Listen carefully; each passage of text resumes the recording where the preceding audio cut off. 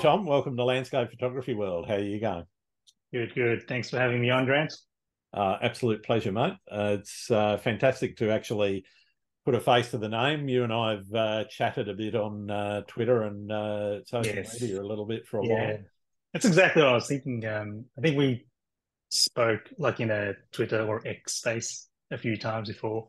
And even Yeah, our profile pictures, our avatars, they're a little bit distant, so we don't really get to see one another's face. So that's it. Yeah. good to put actually put a real face to the voice. Fantastic. Why don't we start with who you are and why you do what you do? Question I ask myself every morning when I wake up. So my name is Thomas. I'm from Melbourne, Australia. Why do I do what I do? I think it's a tough question. I'm sure most people respond that way. Most guests who appear on your show would respond that way. I've always been a relatively creative person. When I was in school, I really loved drawing. Like doing graphic design was always one of my favorite sort of subjects. So it was always there. And even before specifically photography, I was actually more into video work Okay. Yeah. first, which is, I think nowadays it's the reverse, isn't it? Like people, because of Tend the to start with pressure, photography and migrate into yeah, because of video. some pressure that's been put on people because of TikTok and Instagram reels, that I think Absolutely. I've found that people are moving into video more. But for me, I was doing a little bit of video first, and then I found my way into photography. I can't really pinpoint exactly when or how it happened, but yeah, like I said, my background has always been relatively creative, and I studied multimedia at a tertiary level, and Mm-hmm. so that course consisted of like doing animation and 3D design and 2D design and doing video, and I'm quite certain that taking photos would have been part of it, even though it wasn't necessarily an actual subject or an elective. But it was definitely like doing 3D. You'd probably have to use a camera anyway because you have to take textures and stuff like that to Yeah, map it onto sure, your sure. models. So I had a little bit of photography experience that way. But I think again, like most people in this sort of social media age, a lot of it is connected to travel, Yep. which is probably not all that interesting, but yeah, it's definitely firmly tied with travel, and it still is. And that's really what motivates me to take photos and keeps me doing what I'm doing. Yeah. Yeah. Okay.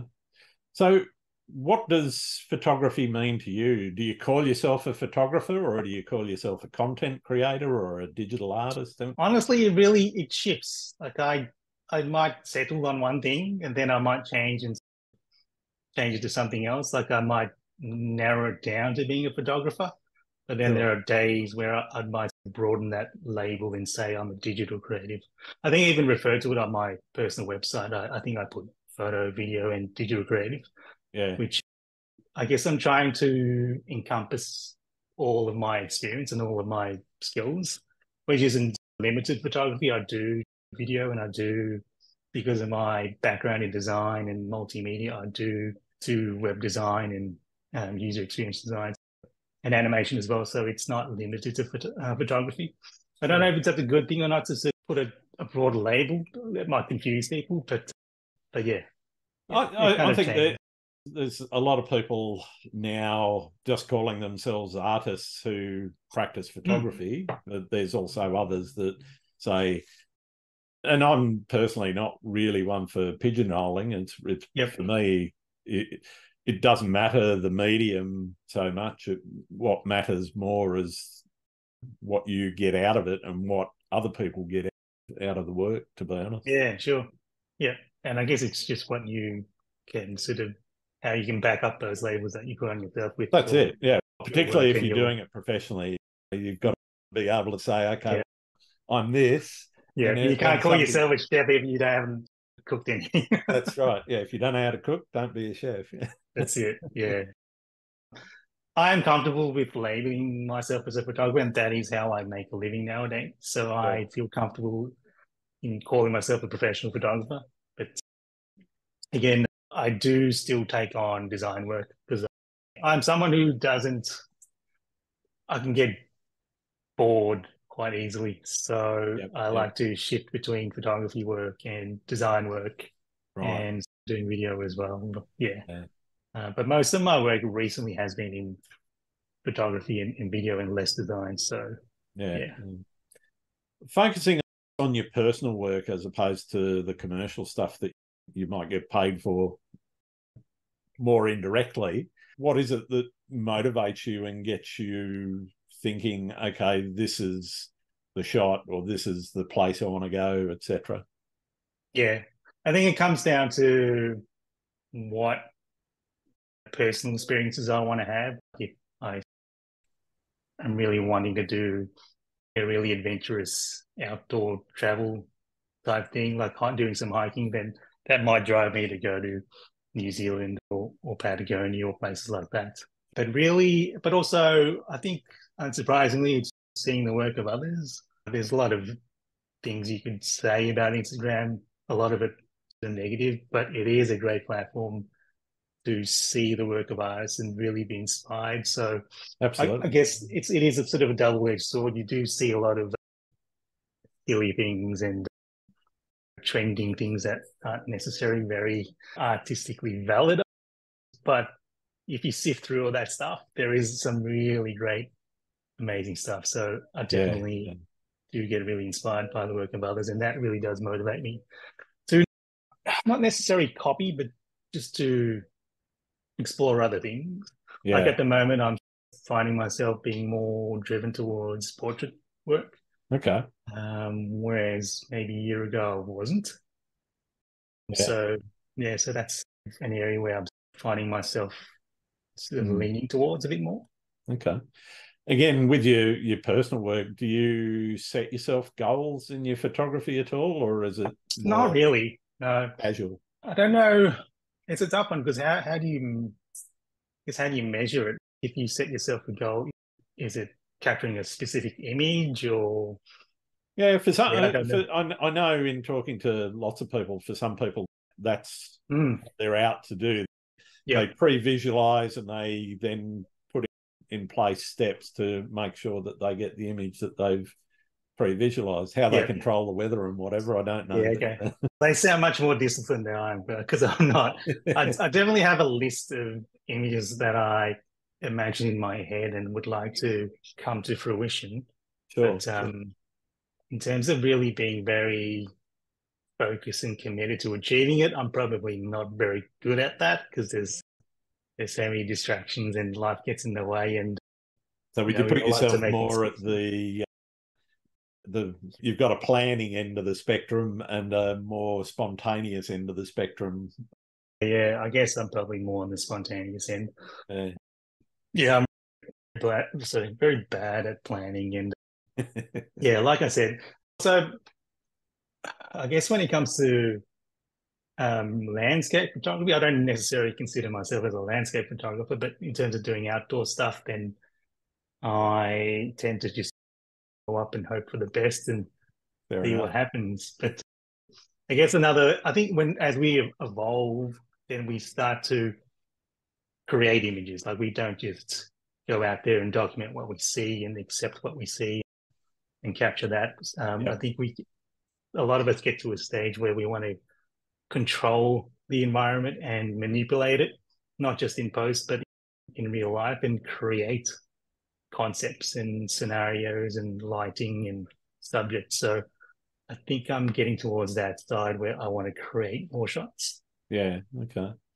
Again, I'm very bad at planning them out. When did that start to creep into your work, do you think?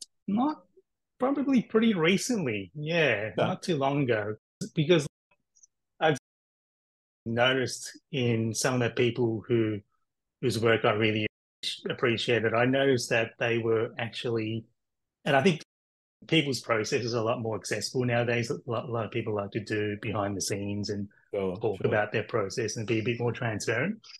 And when you see that, you realize that, hey, they're actually manufacturing things and creating things to put on in that frame so they can capture it. I find that very inspiring. And also, it's a bit hard because I guess traveling is not always financially possible, right?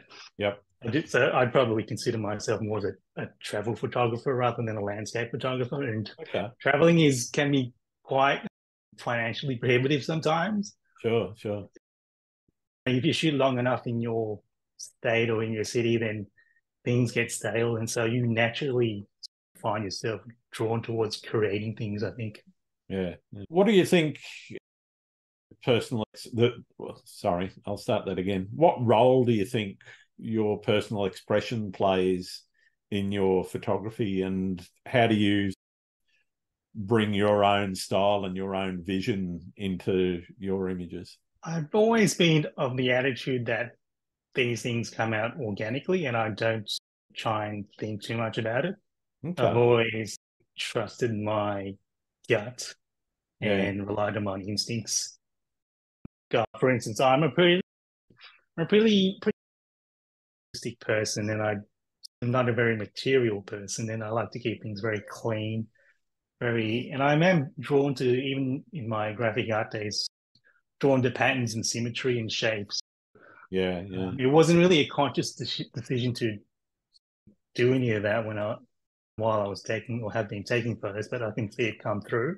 And if you look at my work, it is very minimal, and a lot of the subjects are center framed, and there is symmetry and shape. So that's always come through, and I always trusted that process and just let it organically come through. I've never really sat down and said I'm going to edit it this way or grade it this way. I think a lot of people find they kind of get into trouble when they try and force something.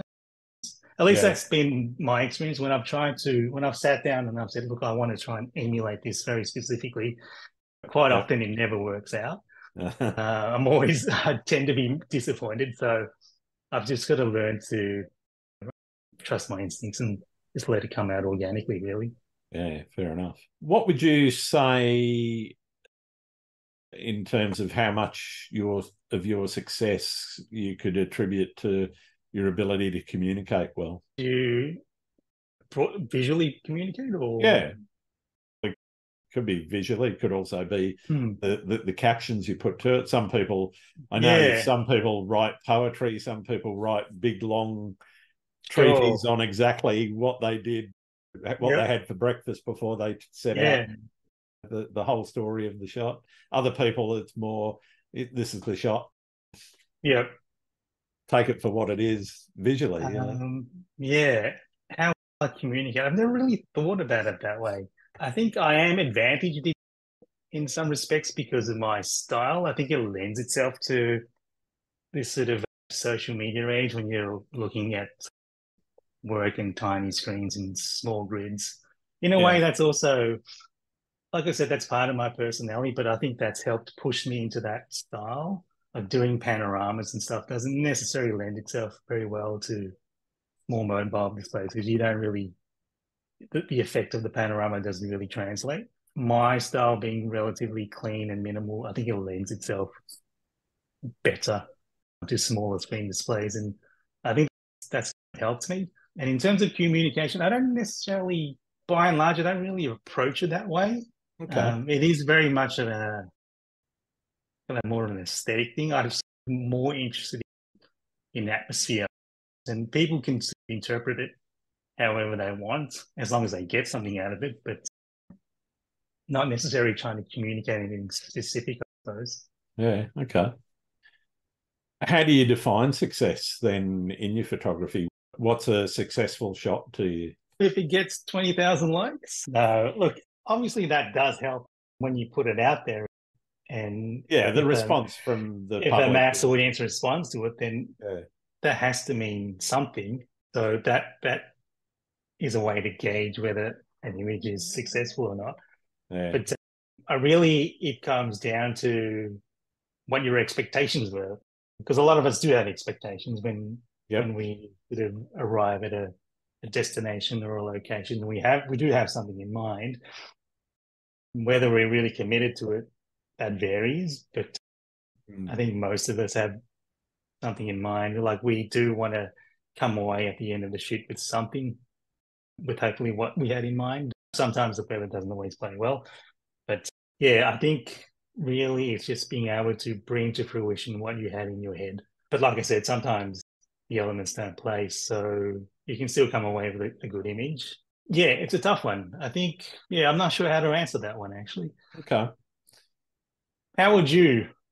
How would I Uh, do it? yeah, about this, Grant. I told you I Yeah, was going to no, bring it back to no, you. that's fine. For me, success isn't necessarily commercial Sure. or social media. A lot is, did I successfully capture what I wanted to capture? So in let's say it's a long exposure. I do a lot of long exposure seascapes, for example.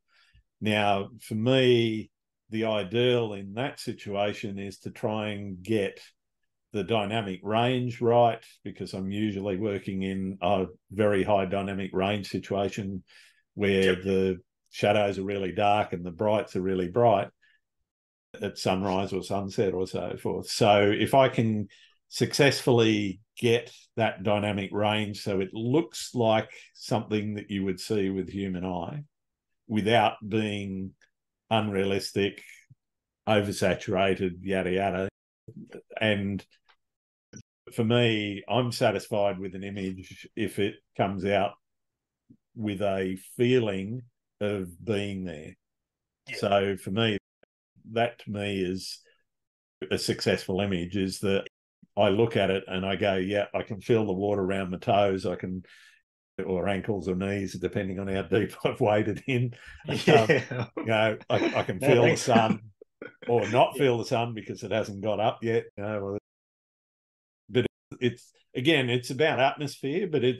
it's about capture faithfully or as faithfully capturing that scene as possible with Yeah. color, black and whites accepted, because I can do a few of those. Of course it is. If you do it, then of course it's accepted. That's right. But a lot will come down to how I feel about the shoot and how excited I was, relaxed, was I tense, all those sorts of things. Yeah. This certainly seascapes, you can actually get yourself into positions where you probably shouldn't be under normal circumstances, and you wouldn't Yeah. go certainly in the dark like I Yeah. do. Yeah. Sure. Yeah. And I think so, I think that's right. Yeah. but If you feel if I can, excited about it. yeah, if I Yeah. can bring a bit of that sense of tension, or sometimes even flipping that on its head and getting something that's very serene and very calming, Mm. even though at the time I felt quite anxious about where I was standing, then again, that's something that feels successful to me. Yeah. I think you're right when you said whether you feel excited about it. It doesn't technically have to check all the boxes, but if there's something about the I image that like it if it excites you, technically then checks all the boxes, yes, but yeah. See, I'm not a very technical person. yeah, I feel like a lot of landscape photographers are, and I've always pushed up against that. And I'm not too interested in technicalities. And yeah. I you said wouldn't I'm call more myself a interested in. technical photographer, but I like to, I like the depth of focus to be right. I like, Yeah, sure. if it's a long exposure, I like that to Yeah, actually, I'm not taking a long exposure on a clear morning where there's nothing happening in the sky, sure. Yeah, except maybe to smooth out the waves. But so it's using those technical skills for yeah, me in the right situations. So looking at the conditions and then working with those to, as you say, manufacture the image that you want. yeah. Even I was up at Whitehaven Beach a few weeks ago, and there was this fantastic silvery old tree that had been uprooted, and I think there was a bunch of other dead trees on the beach as well, and it had been washed down a little bit, so it was separated from this group.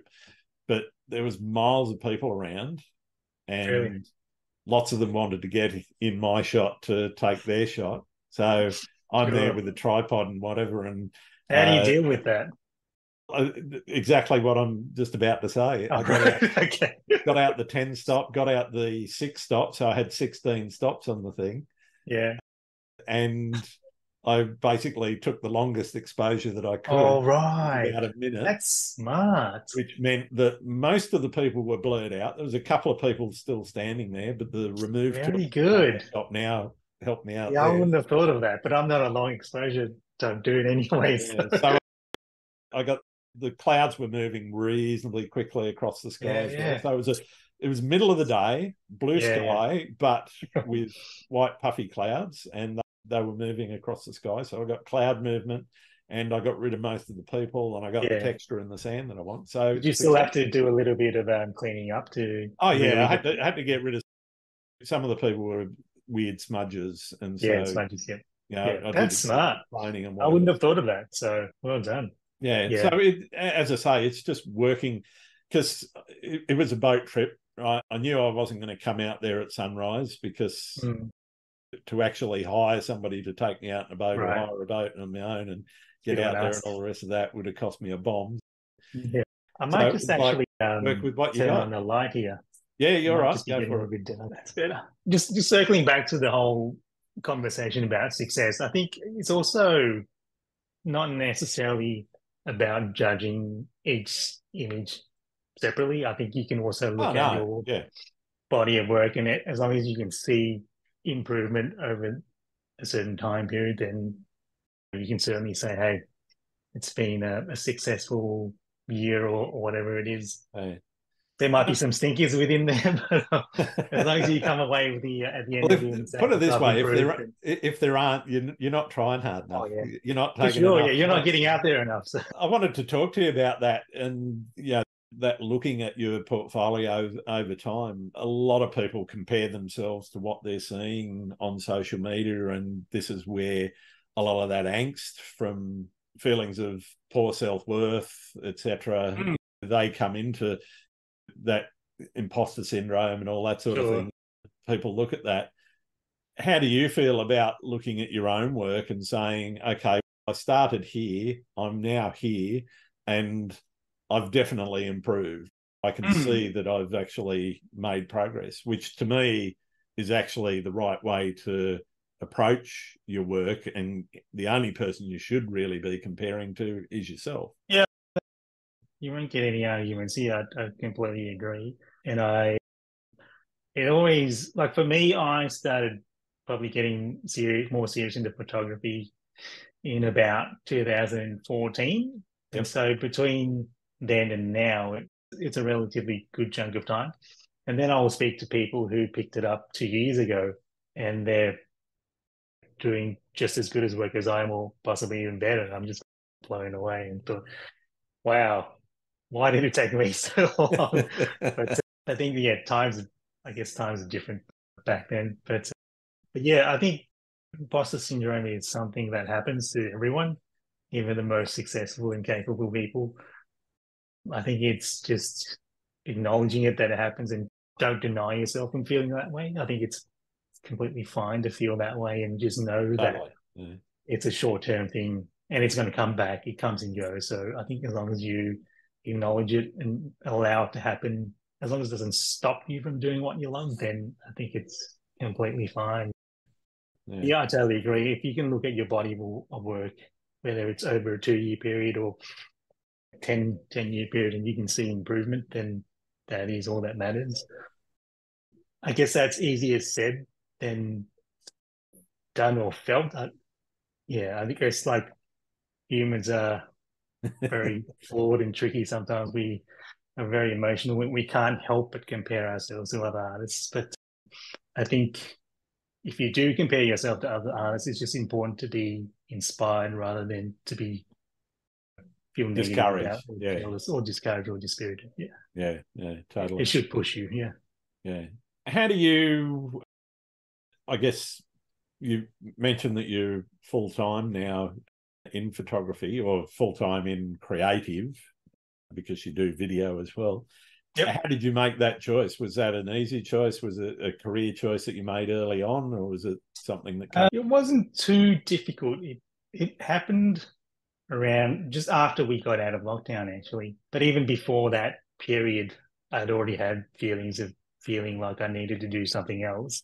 I didn't know what it was at the time, whether it would be photography or just moving on to a different place, but doing the same role. You do anything for long enough, those little frustrations feel even more bigger, and they affect you more and take a bit more of a toll. So I was definitely feeling that. It was a hard decision in the sense that I love the people who I worked with. They were great.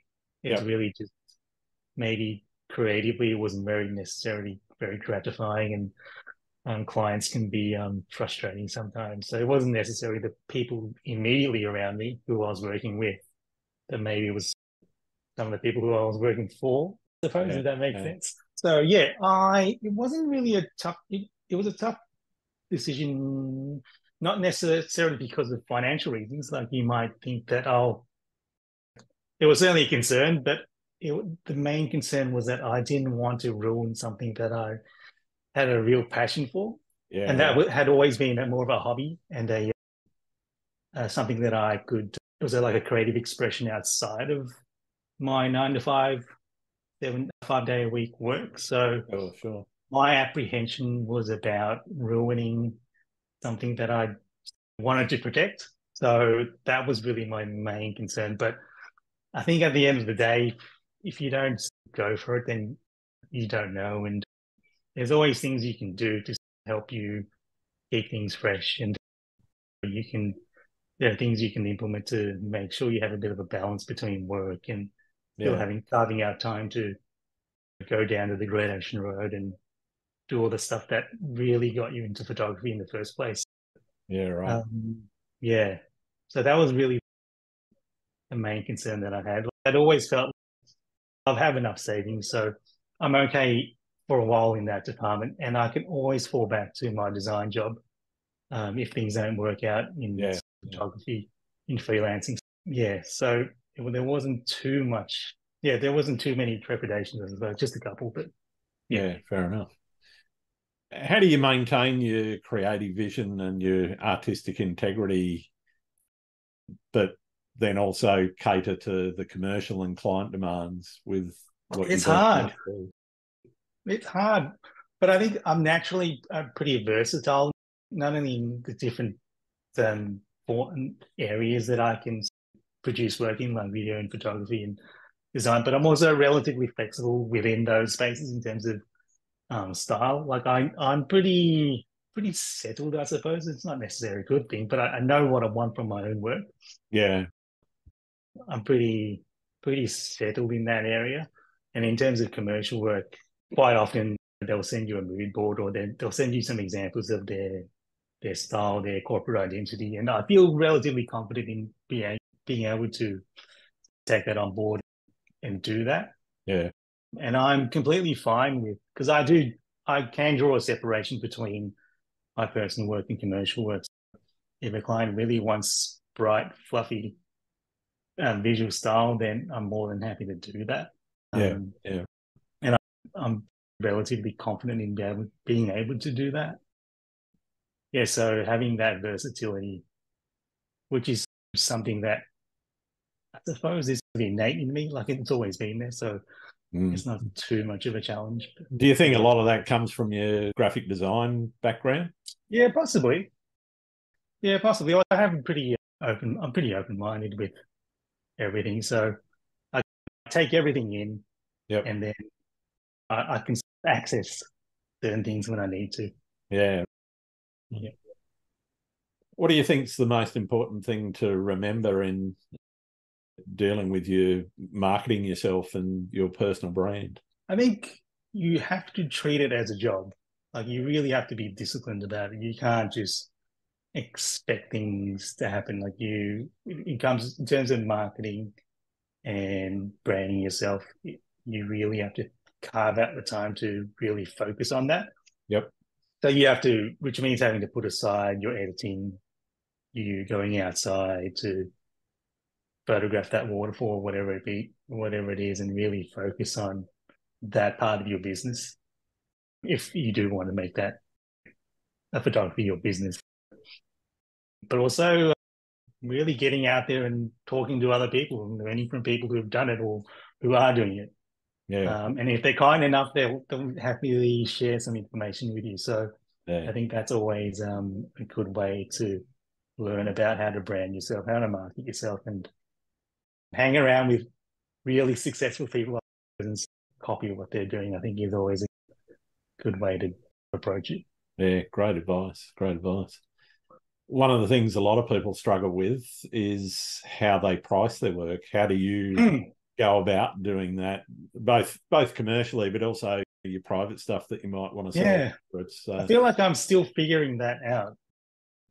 I've been a full-time photographer for really, this is my first full financial year where I've been Yeah, right. Okay. a full-time photographer. Like I had some time, maybe about 10 months before that, but that period was a bit of more of a honeymoon. That was when I just finished up my previous full-time job and I was traveling and Yeah, right. I wasn't very focused on my photography business. I was taking it a little bit too easy.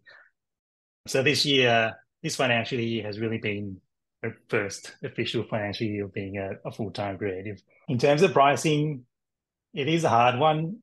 The thing is, most people will talk to other people, but they'll give you different answers, so it doesn't make things any easier. There's Yeah. no real standard across the industry. Like I've heard of people charge like crazy amounts of money. I'm thinking, really, you can get away with that? And Well, then, if and then someone's there are going to people, pay it, yeah, you can. yeah, that's the thing. I think you just said it there. It's really about having honest conversations with your client, your potential client, and just be Totally. upfront Yeah. Yeah. and ask them what the budget is. And if it's X, then you might say, how about we do X plus Yeah. Y? And if they can't do it, then maybe you do it anyway. Maybe you don't, and you just say, hey, I can't do it for that price. Yeah. Yeah.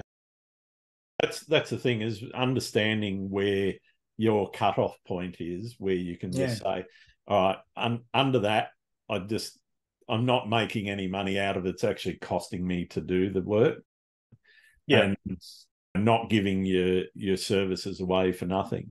Yeah. Yeah. I feel like it's a difficult thing and there's no real right answers. There have been times where I've taken a really low paying job, but it's paid dividends down the line because they've Yeah, right. hired me again or referred me to someone else. You might take a lower price, but then it comes back to you in different ways. So it Yeah. might sort of set the ball rolling and you get momentum from that small paying job, which can lead to bigger and better things. Yeah.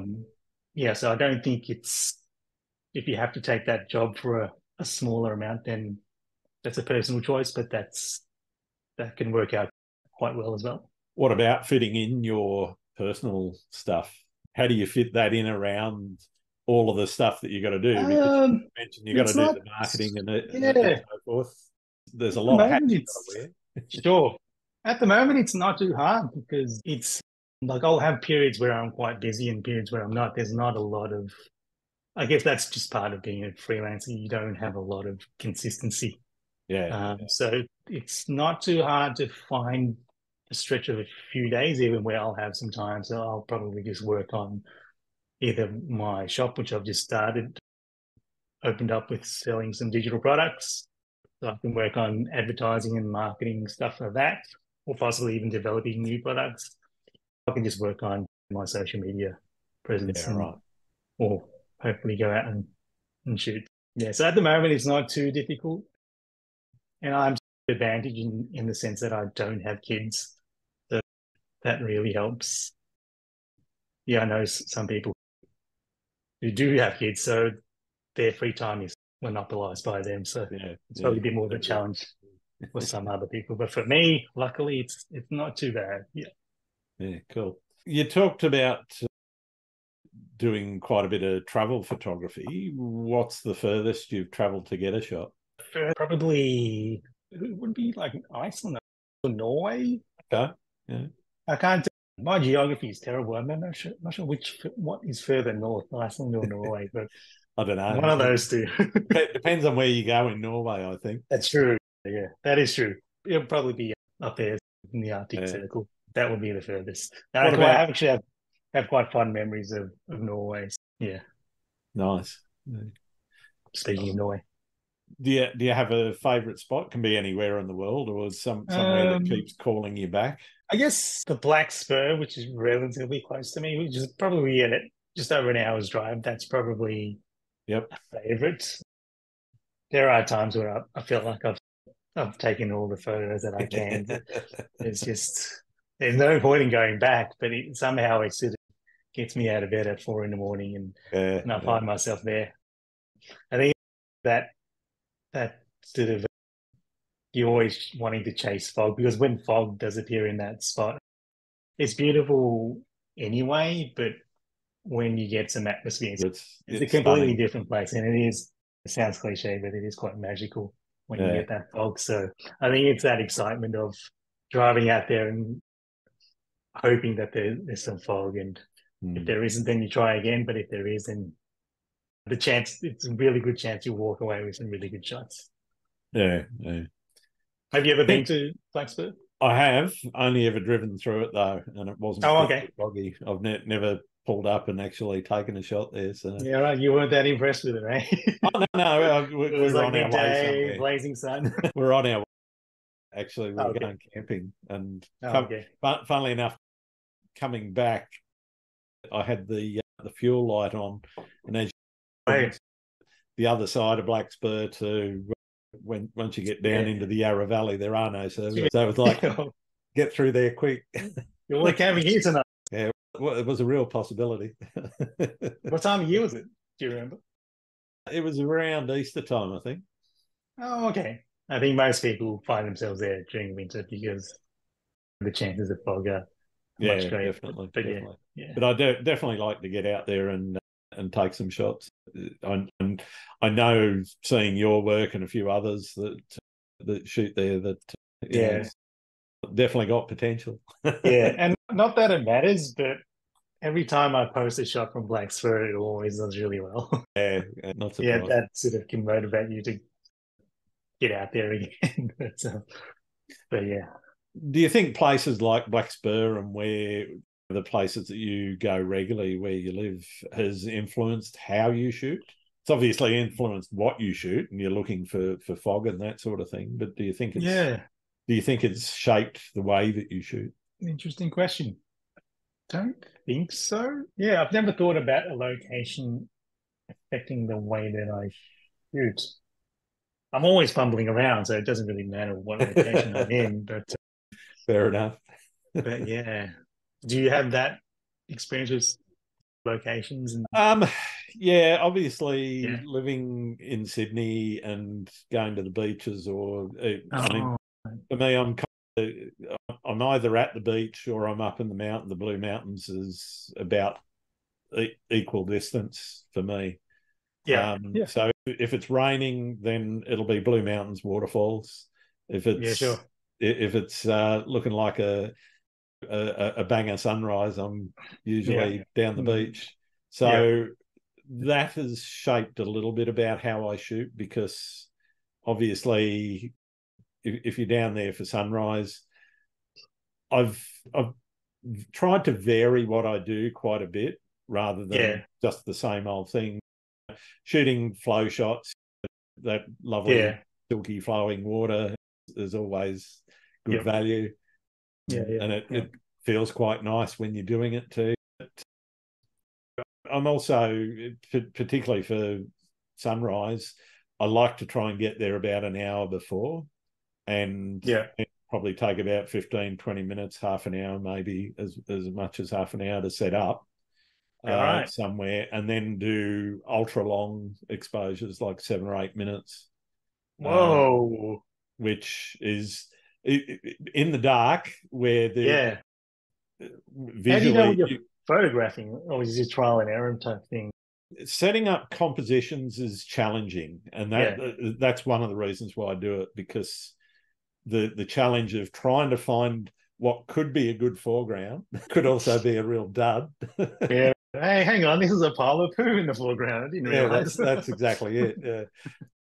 But usually you're getting that ultra flat sheen of water, but it's Yeah. the glow and the colors that you can get in the skies. You can get Yeah. Right. greens as well as purples, as well as Interesting. the oranges and blues. and so forth as well. Yeah. It's just, it's quite experimental as well, and you don't get a lot of opportunities for it, because once the light gets to a certain point, it becomes a bit pointless taking. That's why I don't like. I tend to favor shooting sunset over sunrise, other than waking up in ridiculous times. But I don't. The idea of, especially if it's a location that I don't know, the idea of showing up in the dark and trying to find my composition in the dark is not I have great. a headlamp and I got a torch. It's not. Yeah, but it doesn't complete really guesswork. it's not quite the same. No, it isn't quite the same. Yeah, but then the quality of light, I find it's a bit more fleeting, like that. Very much. Yeah, that in the morning, you're under much more 7 or 8 pressure. minutes, you get that one shot, and then even when you start putting filters on, you're down to 3 minutes very quickly, and then 2, and then seconds. Simply in a sunrise situation, and it's not much different on a sunset, though. I find you don't get the same quality of light in the afterglow of sunsets mostly. The light just tends to switch off much quicker at sunset. It is much quicker. Do you not even bother when it gets to that point, and you just pack up, or do you still hang sometimes I've played around with it a bit, but I've got to be honest and say that I haven't been as happy with the results of that as I have at sunrise. You don't necessarily have to go for that 7 or 8 minutes to get similar results, but the things that you can get when it is really dark to the naked eye, just the things that you can get in that pre-dawn, that sort of 45 minutes, that nautical twilight sort of period is for me. I just find it fascinating that you can just see all these color variations come through. Yeah, I guess it depends what you're shooting as well. Depending on what it is, maybe that sunrise chunk of 5 minutes isn't necessarily ideal, and it's probably better to shoot an hour after sunrise. It depends on what you're shooting, really. I find that if you're shooting the ocean and water, then you probably want to wait like an hour or 2 after sunrise, because then the water is much bluer. Sometimes I've done some daytime ultra longs, by putting a 6 stop and a 10 stop on the front and trying to slow things down. But to be honest, even at things like F18, you're still only getting a minute. That's plenty. Like, I don't. I'm like 3 seconds. 3 seconds is enough. But as I said, the difference. The difference between a 7-minute exposure and a minute exposure at different times of the day is very different. Okay. I'll take your word for it. I'm not much of a long exposure photographer, but as I say, I don't defer to do your it a lot, expertise. but I really enjoy I just enjoy the experimentation of it. Yep. And it's also about the look, like you like, for instance, that smooth, silky water flow and the silky clouds, and the sky looking very different to what the naked eye could ever see, and the water looking different. And as long as you've got some nice either rock structures in front of you or cliffs and that sort of thing to give shape to it, just going out and pointing it straight out to sea with no features is kind of pointless as well. So it's the challenge of finding the right place in the dark, the challenge of doing all of that. That's why I do it. It's just it's just something that's a little bit different to what a lot of other people do. Yeah, that's fair enough. If I'm shooting in sunrise, and especially if it's a shot that I really want, then I'll probably rock up in the day before, either on midday or sunset, to do some reconnaissance and just to see where I might be able to find my.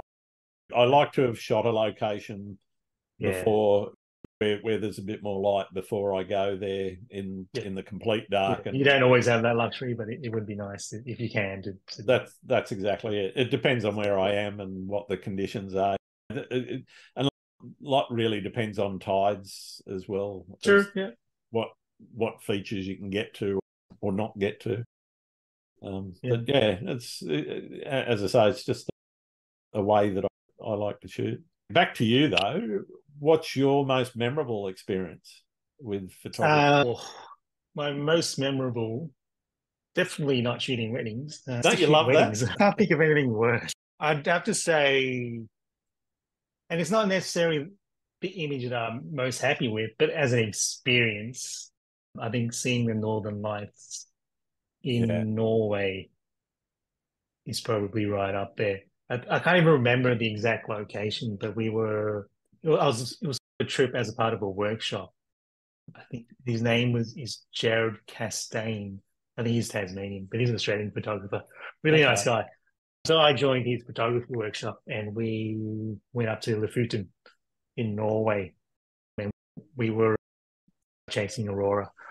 And we were lucky enough to sort of experience it. And this particular night, the activity was quite strong and you can see it stretch from the horizon right across Yeah. to the other Wow. side, and we were just all looking up in awe. Like I couldn't believe my eyes, like this was Yeah. happening. And I'm not really an astrophotographer guy, and I'm particularly frustrated when it comes to shooting stars, but I do like Northern Lights. That's a completely different thing. And I think the reason why I gravitate more towards Northern Lights is because it depends, but you can actually see it with your eyes a lot Yeah. more. Like with Yeah. shooting Milky Way and Astro, your camera sensor is gathering all, and it's doing a lot of the work. And then you see this image pop up in your screen, and there's a disconnect between what Yep. and what you see in the screen. For some people, that's where the excitement lies. But for me, I want to experience it. And Yeah. so Right. shooting stars, I'm denied that experience, that real experience. So when it comes to Northern Lights, you can actually see it with your naked eye. Yeah. And I get the it. connection between what and what you see on the screen is much tighter. So I definitely prefer that. And yeah, that particular night, it was amazing. And I think part of it is because there were people around me. If I was stood out there on my own, it would have been great, but it wouldn't have been the same Yeah. experience to share that with other people Yeah. and to see the same amazing natural wonder was, yeah, I think that's what really put the icing on the cake.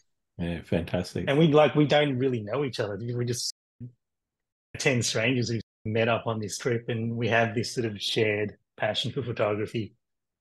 And we we're all there to do the same thing and to hopefully catch the same thing. And yeah, when it happened that night, it was pretty special. I actually minted that photo as an NFT. Oh, okay. Cool. Yeah, because of the personal story.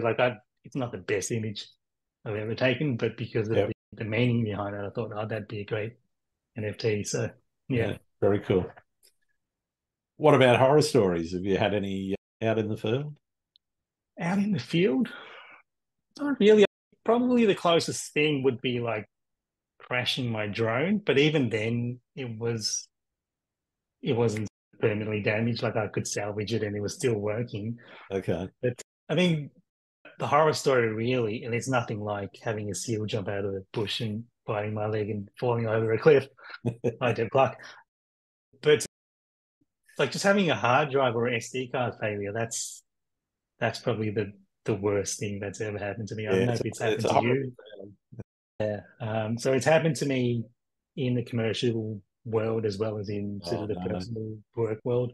Yeah, like on one occasion I was able to recover some of the files, but other files were lost. And for the client work, I lost some images, which luckily okay about it, but they weren't necessarily super important because I wasn't really there to take photos. Actually, I was there to take video, and I Yeah. got hassled to take photos, and I ended up losing those images, which is never really a great feeling. But luckily, they went to there wasn't a huge amount of importance placed on those Yeah. images. So, yeah, You mentioned being there with 10 strangers, as you call them.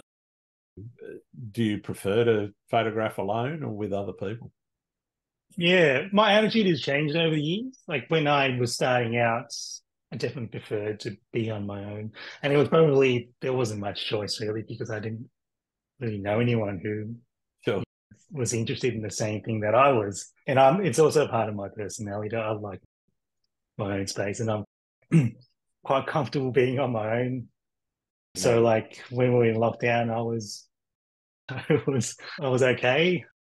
I didn't struggle as much as other people did with being isolated and being a bit lonely, but that is part of my personality. And when I started photography, that was very much my experience, was just shooting on my own. But now my attitude has changed. Like I prefer to shoot with other people, and if I can, then I will. And also now it's really just the way of catching up with your mates, really.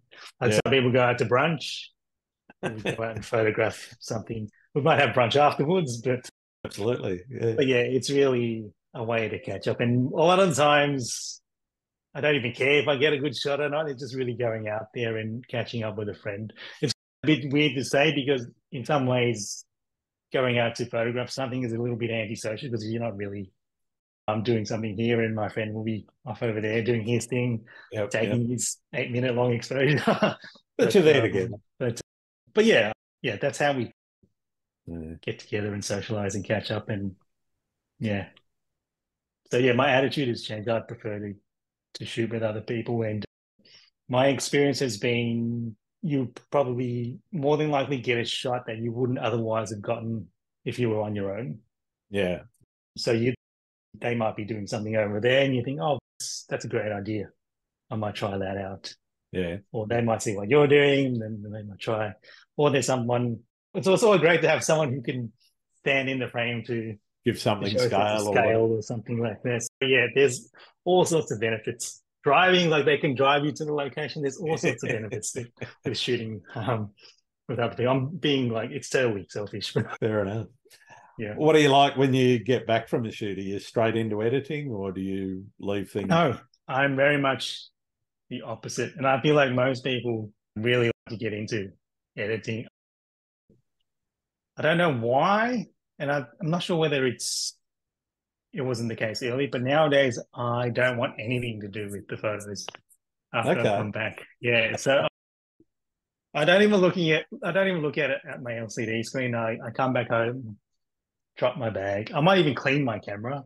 I'm a bit fastidious and fussy when it comes to my gear. Like I like to clean it, but I won't even look at the images. Like I will know if I have a good shot or not, but I like to have a bit of space and time. Between taking and between editing.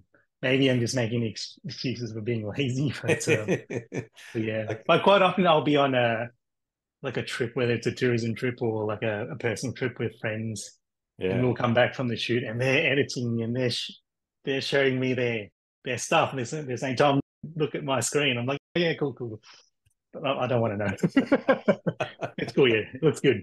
I don't want to know. Cool. I don't know why that is, but yeah. I want to I'm trying to search for the right time to start that process. And also, I tend to favor a particular time of day. I don't like editing at night. And I don't like editing in the morning either. I like editing, this is so silly, around 2 o'clock, 3 o'clock in the afternoon. Oh, wow. Okay. Yeah. I find that the daylight is a bit better and images look better on the screen, and that motivates you to keep editing and keep sort of plugging away. Yeah. Oh, I can be sometimes sitting here till 2 or 3 in the morning. I cannot edit in a dark room. Yeah, I can't edit. I know you're probably supposed to edit in a dark space, but I can't do that. No, fair enough. I don't know why. And also I like looking at my own images at that same time of day. Like I don't like to look at my images in the morning or at night. Okay. Wow. Yeah. So during that period, it's a good time for me to edit, but also review the images and look at them and assess them that way. Yeah. Always, if I look at my work at like now, I just think trash. Like just something about the light, because I guess you've got your room lights and stuff like that. It just doesn't look good. Yeah, fair enough. Okay. Yeah. So do you print much of your work or? No. I wish I did. I would like to do more. I'd actually a year ago I'd set up my print store with the aim of wanting to sell some of my work. Sure. But so it was all set up, and I had someone who was going to fulfill the orders, and I put in a test order just to QA and make sure everything's to look great. So I put in a fake order, and I had it shipped to my apartment. And I looked at it and I thought, oh, this looks pretty ordinary. And I got really discouraged, and that put a sort of a pause on my Wow. print Okay. store. But I would like to print more stuff. I actually would like to just buy my own printer and just print off stuff Whole whenever I process end to like end. it. Yeah, yeah. I know that can be quite expensive, but that's a luxury that would be nice It's also to a have. completely different skill set. Right. Yeah. Yeah, Have you printed much of your own work? a little Or bit. yourself? Yeah. I I don't have a good enough print. It's okay for doing a test and Yeah. just if I can get something that's adequate that kind of looks what I'm seeing on the screen, then I know the file is good enough to send off to the printer. Okay. And Yeah. so brightening somewhere between 20 and 10% Yeah. sometimes, just lifting the shadows Yeah. a little bit so that you don't have any blacks and you don't have Yeah. any whites, making sure that you're just toning down some of those things. But Yeah. the key thing is getting the contrast right. That's And right. Yeah. That's you what know, I've struggled with because yeah, a lot of my work, like I'm happy with it the way it looks on screen. But then if I wanted to print it, I know that I'm going to have to increase the contrast, which is something that I'm uncomfortable with because I don't really want another version of the same image floating around in my hard drives. yeah, right.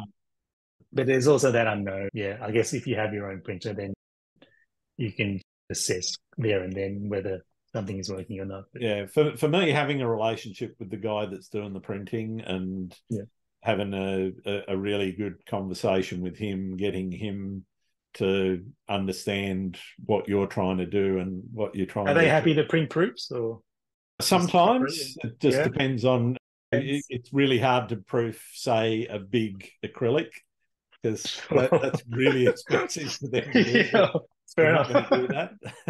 that. Yeah, So small yeah, stuff, yeah, but if you want okay, to print a big acrylic, yeah, yeah, it's okay. You do your best and you have the conversation, but I've yeah, found quite good results. I'm not definitely not unhappy with the results that I've been able to achieve, but yeah. yeah, getting a proof of that is challenging because What's the conversation with the printer? What are you talking uh, about? it's mostly okay. He will take a look at the file and he will Right, come back and say, "Oh, can you do something with these shadow areas or whatever?" that's Because cool. Yeah, what might happen is on screen you can see the definition, but yeah, yeah, depending on the print profiles that they're using and what paper you're printing on, yep, they will blend together and become either a murky grey or just a black yeah, yeah, blob. yeah, And for sure. so Yeah, you might have to play around with the contrast in the shadows. It's mostly that sort of thing. So if it's a night shot in particular, you know how you get that sort of orangey reflection on the clouds. Sometimes yeah, dealing with that, toning the oranges down a little bit sure. so that it's a little bit more grey. So it's that kind of conversation. So he'll take a look at the file. You send the file off. You do your best to get what you think. And as I Yeah, say, using the small printer, I'll print a proof off myself as best I can to give me yeah, an idea. Okay, well, I can't see any really big black splodges or white splodges. So yeah, you yeah, submit him the image, and then he'll have a look on his screen and whatever, and tell you, okay, this bit here needs lifting or dropping or whatever, yep, just to. And yep. so That it's makes really sense. that two-way conversation then Yeah, around trying to get the contrast right. yeah. That's good to know. Yeah, I haven't printed too many things, but I've just always just done my best because I do tweak it for Yeah, print and then yeah. send it off and just hope for the best. But I really should have a conversation with the printers, with the Yeah, experts. get to know your printer. It's a Yeah, no, that's good worthwhile advice. relationship as far as I'm concerned. Yeah. Also, I wouldn't mind just having a photo book and printing some of my work in, just having it in a book. I think that would be Yeah, pretty I cool. do at least one or two of those a year, and Yeah, if we do an overseas trip, for example, I might do one of that. But that sort of thing will include unedited phone shots and all the rest of it. So, oh, really? Yeah, nice. I might be less a holiday book. I might be less concerned about the quality Sure. of absolutely every Memories. image. Yeah, you want to relive them. Yeah. So For sure. yeah, so for some of them, I'll do a quick brush over edit and not spend a lot of time on it. I might use a few presets and whatever just to yeah. Are you working from a template or something? Or yeah, I've got a couple of presets. But to be honest, my most usual, the one that I use the most, actually just zeroes everything except for a little bit of contrast and a little bit of vibrance. So I do that, and then I tweak from there, and then put it into Photoshop. And most of the contrast adjustments I'm doing targeted to specific areas of the image. I might adjust the contrast on the midtones more than I do it on the highlights, for example. Yep. Are you spending a lot of time, print or not, in Photoshop? For me, probably about, I can knock up an image. If I really try hard, I can knock it up in about 5 minutes. Yeah, but I guess what I mean is like when you process your image, is it mostly, a lot of it is in Photoshop, or do you spend most of your time in I Lightroom? use Adobe Camera Raw, which has all of the features of Lightroom. So you are a Photoshop guy. Yeah, only Photoshop, but even there, so no Lightroom. You're like, what's Lightroom? I don't even have it installed. And oh wow, I don't like, one of the things that annoyed me about Lightroom when I had much less hard disk space than I now have, that it actually, using Photoshop, you're gonna have a lot of problems with storage. Yeah, but what I found with Lightroom was because of the database that it kept of all of the images and all the edits and all the rest of that, just bloated the amount of space that I. Oh really? Oh, okay. Yeah. I struggled to get my head around and like the interface for actually managing all of your images. So I just used Windows Explorer. Yeah, okay. So see, I was like, when I started photography, because of my background in design, there was a tool that I used a lot in design. And back in the day, when I was designing websites, we'd use Photoshop. It seems unthinkable now to be doing that stuff in Photoshop, but back then, a lot of the designs were done in Photoshop, and so I had more familiarity with that software. So I was editing my photos in Photoshop and using Adobe Camera Raw. Like Lightroom at that time was like, I don't want to use Lightroom. But I eventually moved over to Lightroom. And it's relatively the same. I do find myself wanting to, like, doing a base edit in Lightroom, and then depending on the image, I'll switch over to Photoshop, because I find that some of the controls in terms of affecting shadows and highlights are a bit better in Photoshop. It's not all like, you got all these things photo editing. Yeah, like not all, they're not all the same. Like the exposure tool in one application has a different effect to another one, even though they're the same tool, but one can be much more harsher on your highlights or whatever. So I find that Photoshop for certain things is better. So I still find, because I do a lot of exposure blending. No, right. I need to have layers. Yeah. The masking in Lightroom doesn't quite cut it. It's great for single images and making adjustments to single images, but if you want to, if you're dealing with a high dynamic range, you're stacking exposures. Is that what you do? Yeah, I might be 5 exposures. You know, and in a couple of rare cases 6. But are you still doing that relatively manually, like with masks and painting in areas, or? No, I've got a. It's like luminosity mask. Yeah, I've got a tool that actually creates the luminosity mask for me. So I push a button and it stacks all the images. I'd order. I sometimes change the order. I then create the luminosity mask that I want, and then I just play with the blending by painting in areas that I want to highlight or whatever. Oh, okay. Yeah, because I was thinking surely by now there's a way just to automate all of that. There's a mile of tools. You can tell that I don't do a lot of it. I use one from, what's his name, Jimmy McIntyre. I feel like every landscape photographer who's made it has some sort of loop panel thingy, right? Am I Yeah, wrong? a lot of them. I haven't A lot developed of one. them, yeah. Don't intend to. I've got one. You got to get onto it, otherwise you can't claim to have made a grant. You got to pull one out. Clearly not. Yeah. I don't even know. What are they? Is it just, I don't even know how you do them. Are they just macros? I don't know. Yeah, it's basically a macro recording, and Right. Okay. but it's basically creating channel masks You could based totally do it. You're a technical on person as velocity. well. Yeah, You I should know. totally. I could if I Do they wanted to. charge for that stuff or? Oh, yeah, yeah. They do, yeah. Some of them. I don't know if there's anyone that's gone out and done one as a pay per month sort of thing, but All right. I Okay.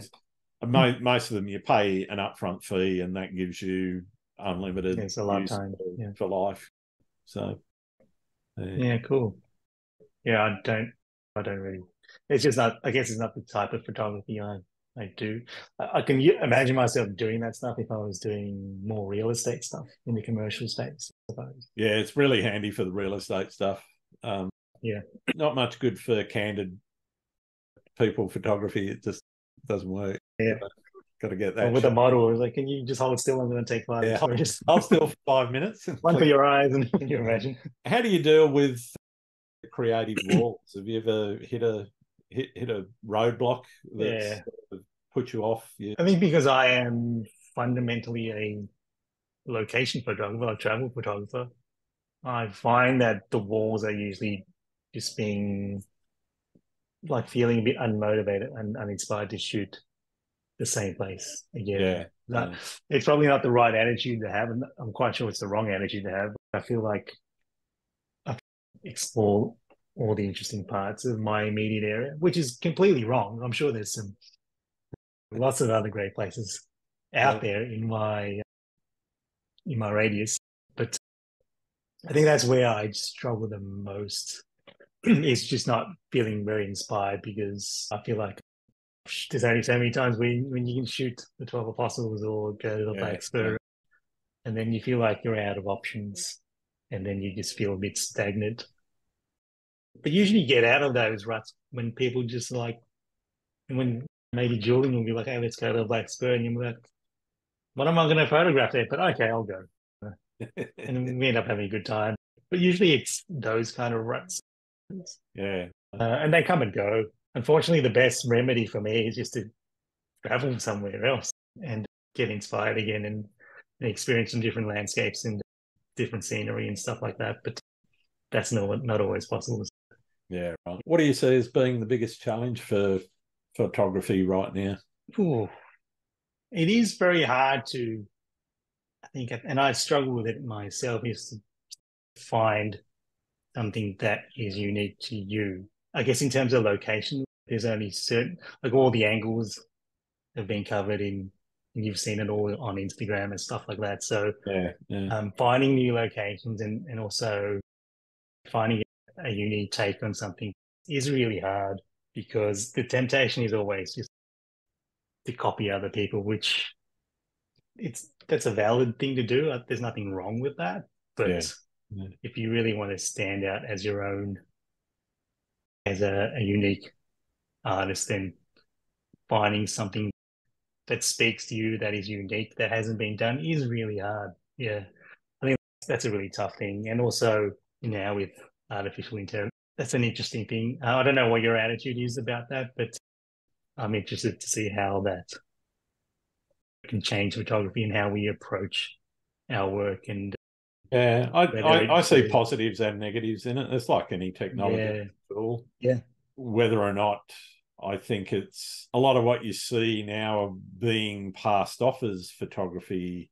That annoys me, where it's clearly not. You basically created an image, but yeah, for me, it's actually more about, okay, who does it belong to? Is it the bloke who wrote the code? Is it the people's whose images were used to train the AI itself? yeah, yeah. There's Yes, no you've real, created a bunch of words that generate it, but just the ownership I struggle with as well. And I've dabbled with yeah, it, but where I see other negatives is people in the creative industries, including some graphic designers and whatever, companies are already starting to use it to cut costs, and if a company can cut costs, they will. So if they can get AI to put their clothes on a fake model, they will. And therefore, models will be out of work, the photographers will be out of work, and the companies will be making more profit because they're not paying a photographer and a model to do all of that photo shoot of their next fashion range, for example, or the next design of their cola can or whatever it is. Yeah. It was interesting when I was a bit more active on Twitter, or now X, there was a lot of conversation about it being different to photography and it's its own thing and it's no threat to photography, which I thought was kind of I don't think it's a big ridiculous. threat to landscape photography because I think it's particularly like maybe not landscape, but like in the commercial space. I'm still going to go out and take shots, whether or not somebody's sitting there generating seascapes or not. I'm going to, because I want the experience of going out there and doing it. And I think a lot of landscape photographers want that. But as I say, the commercial side of things, I definitely see some existential threats to parts of the industry. Yeah. I think I tend to agree with what you said, but also it could probably help people like you and I who go out and capture real things it might generate more of an appetite for the real kind of thing and not the artificial and the synthetic fake stuff. So it might place more value on the things that we do. It may well do. The other thing I can see, and whether or not it's a positive or a negative is up for debate, but I can see it getting built into camera systems. It already is in certain ways, but basically being able to, you can see with the Google and iPhone, the Google Pixel and Samsung and all those sorts of things, now in camera on the phone, before you post it, you can get rid of things, you can add things, so it's already there helping people improve their photography. I think that's what we were just part of this start of this conversation was what the challenges in photography are. And I think that is one of the challenges with all these amazing tools like AI and smartphones. They're great and they help to grant more accessibility, but I'm concerned that it may also devalue what we do. Like people's expectations are going to be shifting. They're going to shift and they're going to have expectations of, this is easy to do. Why am I paying you this much to take a photo when you can use your smartphone to get a great image? So my concern is it may devalue what we do. Which what would your smartphone image look like on a billboard? That's my response to them. Use AI to enhance it, right? You could. But yeah. Like you can't replace artistry and the person behind the tools and behind the technology, which is essentially what's controlling all these amazing tools. Like you can't. That's what's, I guess, separates yourself and myself from a regular Joe on the street using his iPhone to capture something. Yeah. Who would you suggest that I get on to the? Oh, that's a good question. Does it have to be someone I know? No. Personally? No. No, it could be anyone. Could you get? I would like to. I can't think of a name, but I can point you in a direction. Sure. Which is to find. Maybe you've already have had such a guess, but maybe someone who shoots film. Like I'd probably would like to know a bit more about how they approach their work, how they approach capturing and also developing, and because it's such a foreign kind of workflow to myself. And probably a lot of people in this day and age as well. I know it's quite trendy at the moment, and there are good options in terms of point and shoot stuff, but yeah, maybe a bit more old school stuff. Yeah, I've spoken to a couple of people that have done film in the past, but a couple of weeks ago, the episode with Ben Horn, which he's really interesting because he's using a large format sort of box wooden camera. To photograph landscapes or? Yeah, doing landscapes. Wow. Around That's amazing. The southwest of USA, Arizona, all that sort of thing. Yeah, okay. So Yeah, I might have to seek that one out. Ben Horn, okay. He's well worth having a listen to. Yeah. I've only got one more question for you, and yep. for many of my listeners, it's the most important question I ask. Oh, is this the secret question? Or? It is, yeah. Oh, okay. It's better be good because I've been waiting an hour for this. Do you like pineapple? What's your favorite food? That is a good question. I have a very strong opinion. But anyway, we digress. Do you like pineapple on pizza? Oh, that is actually the question. That's the question. Oh, wow. Wow. That's a great question because, like I said, I have a strong opinion on that one. A lot of people do. I know. I'm determined to get to the bottom of it. You strike me as a pineapple person, Brad, which I'm very unhappy about because I'm firmly no pineapple. You're a no pineapple. I'm a no pineapple. I don't care, to be honest. You don't care? You should care, Grant. You should care because I don't normally want it, but if it's on, I'll eat it.